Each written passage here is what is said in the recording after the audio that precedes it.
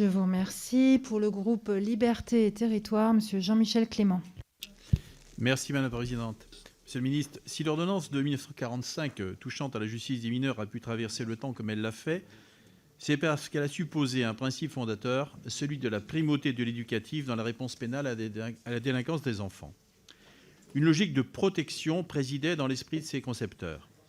Et si depuis lors, celle-ci a fait l'objet d'ajustements rendus nécessaires par le temps, elle a aussi inspiré plusieurs de nos voisins européens pour poser les bases de leur propre ordonnancement judiciaire en matière de justice des mineurs.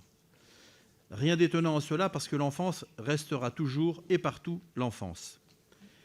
N'est-ce pas plutôt le regard que l'on pose sur elle et l'évolution de la société qui nous amène aujourd'hui à vouloir réviser cette ordonnance dans une logique bien différente? La question mérite d'être posée. Les mineurs sont en fait des enfants et des adolescents en évolution vers un devenir adulte. La loi se doit de les protéger et de porter l'éducatif afin de conduire ces jeunes vers le monde des adultes responsables. C'est bien cette jeunesse qui prendra demain dans la société place aux côtés des adultes qui la jugent aujourd'hui. Alors soyons prudents. L'enfance d'aujourd'hui est-elle plus en danger que l'enfance d'hier? Très certainement, compte tenu des menaces qui pèsent sur elle, au travers des développements de phénomènes que bien des parents ont des difficultés à appréhender. Réseaux sociaux ou trafic de quartier notamment, sans parler de la pauvreté. Victimes et auteurs se retrouvent souvent chez les mêmes individus, pour peu que l'héritage social pèse très tôt sur eux. C'est ainsi qu'ils se retrouvent malgré eux dans un réseau de trafiquants et à devoir être complices d'un acte délictueux sans en prendre pour autant la mesure.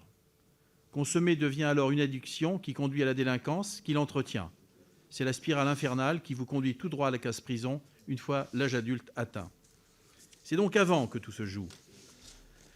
Faut-il dès lors une justice des adultes pour juger des enfants qui se retrouvent malgré eux en conflit avec la loi? Les références constantes qui sont faites dans ce texte au code pénal et au code de procédure pénale sont préoccupantes. Un code autonome eût été préférable selon nous. Que la loi se pose face à des actes délictuels, parfois criminels, est nécessaire, mais dans un cadre qui puisse être entendu et compris par ces enfants et ces adolescents. La primauté de l'éducatif est essentielle. Il s'agit de la question du sens que l'on donne à la sanction éducative et de la prise de conscience des actes commis afin de ne plus les commettre. Le répressif seul ne réglera jamais rien pour les enfants et les adolescents en conflit avec la loi. Ils ne peuvent prendre conscience de leurs actes que si nous les éduquons par le biais de sanctions éducatives qui sont en soi déjà une contrainte pour eux. La pensée répressive ne peut pas être la seule réponse, et elle alimente des sentiments d'incompréhension et de haine, quand l'éducatif, à l'inverse, permet une prise de conscience des actes posés. Quelques remarques au plan des principes directeurs qui ont présidé à la rédaction de cette ordonnance. Outre la remarque générale faite ci-avant, relative à l'altération du principe de la primauté de l'éducatif, on peut regretter l'alignement des mesures et des sanctions qui, mises sur le même plan, traduisent une forte porosité de la frontière entre la justice des mineurs et la justice des majeurs. En outre, alors que la notion du discernement devient cardinale et que l'irresponsabilité pénale est conditionnée à cette notion, celle-ci reste toujours floue et peu juridique. Elle est de surcroît purement théorique, puisque la notion d'âge de discernement est laissée à l'appréciation du magistrat, qui pourra toujours poursuivre un mineur de moins de 13 ans considéré comme discernant. Et l'ordonnance énonce l'irresponsabilité pénale des moins de 13 ans, qui reste toutefois une présomption simple. Si l'abandon des poursuites de l'enfant de moins de 13 ans est avancé comme un progrès, pour être effective, celle-ci devrait être irréfragable. Enfin, on ne peut que se montrer dubitatif entre l'affichage qui consiste à énoncer la primauté de l'éducatif et les multiples exceptions procédurales notamment qui s'en suivent. Pour autant, nous notons avec ce texte un meilleur suivi par le juge des enfants des mesures judiciaires qui permettra une adaptabilité de modules au fil du temps, à condition de ne pas les concevoir comme des sanctions, mais comme des réparations. L'assistance obligatoire du mineur par un avocat est une bonne nouvelle et nous espérons que ce projet de loi de ratification permettra d'apporter une réponse judiciaire plus cohérente dans un délai raisonnable. Au final, j'ai le sentiment que nous avons tourné une page, celle qui nous voyait regarder l'enfant pour ce qu'il est et non pour ce qu'il a fait.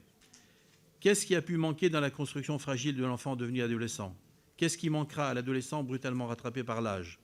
Ces questions devront toujours être posées avant même le prononcer de la sanction, sauf à alimenter l'échec de toute politique qui se veut réparatrice.